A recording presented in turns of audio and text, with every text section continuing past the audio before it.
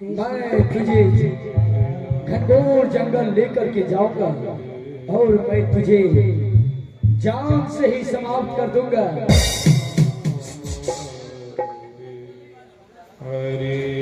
चल मेरी माया, चल या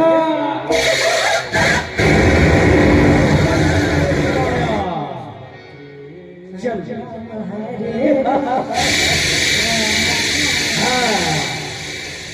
चल मेरी माया, चल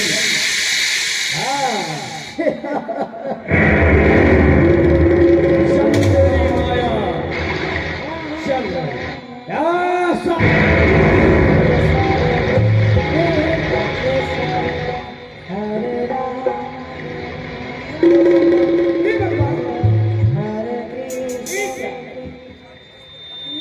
मैं तो अपने महल में सो रही थी।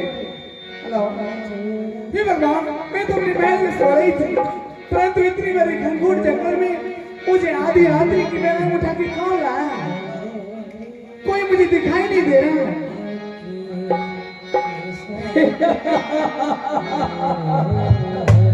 महारानी के यादू, इधर देख इधर, मैं प्रेत, मैं कौन हूँ? कौन हो तुम? मैं 33 करोड़ देवताओं का राजा देवराज इंद्र हूँ। देवराज इंद्र? तुम मुझे आधी रात्रि की बेला में उठा के इस घनघोर जंगल में क्यों लाए हो?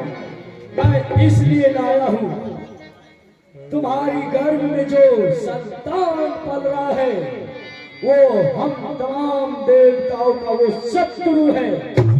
मैं इसलिए लाया हूँ, जब मैं जड़ ही उखेड़ दूंगा महारानी के यादू, जब मैं जड़ ही उखेड़ दूंगा होगा काम किस तरह? ना रहेगी मेरे काल को जन्म देने वाली काली कागी, तो होगा संतान किस तरह? देवराज, तो तुम मुझे इस जंगल में जान से समाप्त करने के लिए आए हो? हाँ, तो मेरा अपराध क्या है? अपराध पूछती हो महारानी के यादू, वो भी देवराज इंद्र से।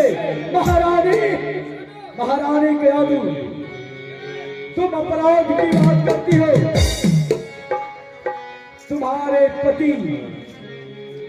तुम्हारे पति हिरण्यकश्यप भगवान ब्रह्मदेव का तपस्या करने के लिए जंगल गया है।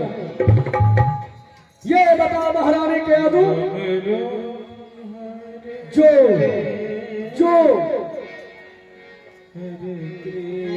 जो देवताओं का शत्रु है, क्या उसका पुत्र मेरा मित्र बनेगा? नहीं महारानी के यादू, वो मित्र नहीं बन सकता है, वो भी बल्कि एक शत्रु बन सकता है। देवराज, ये तुम कैसे जानते हो? जो मेरे घर में संतान पल रहा है वो देवताओं का दुश्मन है। हाँ महारानी के यादू, वो हम तमाम देवताओं का वो शत्रु है। देवराज, ये तुम ठीक नहीं कर रहे हो। शायद तुम मेरे पति के क्रोध को जानते नहीं हो। अगर मेरा पति जान जाएंगे कि तुम मुझे आधी रात्रि की बेला में उठा के इस घनघोर जंगल में आए हो, वो तुम्हें जान से समाप्त कर सकती है।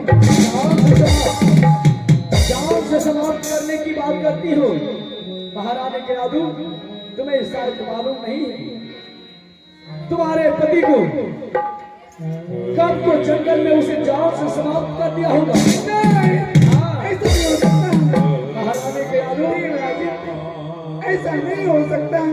ऐसा हो चुका है, क्योंकि हम तमाम देवताओं को तुम्हारे पति के तपस्या भंग करने के लिए भेज चुका हूँ। मैं उसे आज्ञा भी दिया हूँ, उसका मृत्यु करके ही वापस आना। मुझे छोड़ दो, अब तुम मुझे मत मारो। अब तुम नहीं बच सकती हो।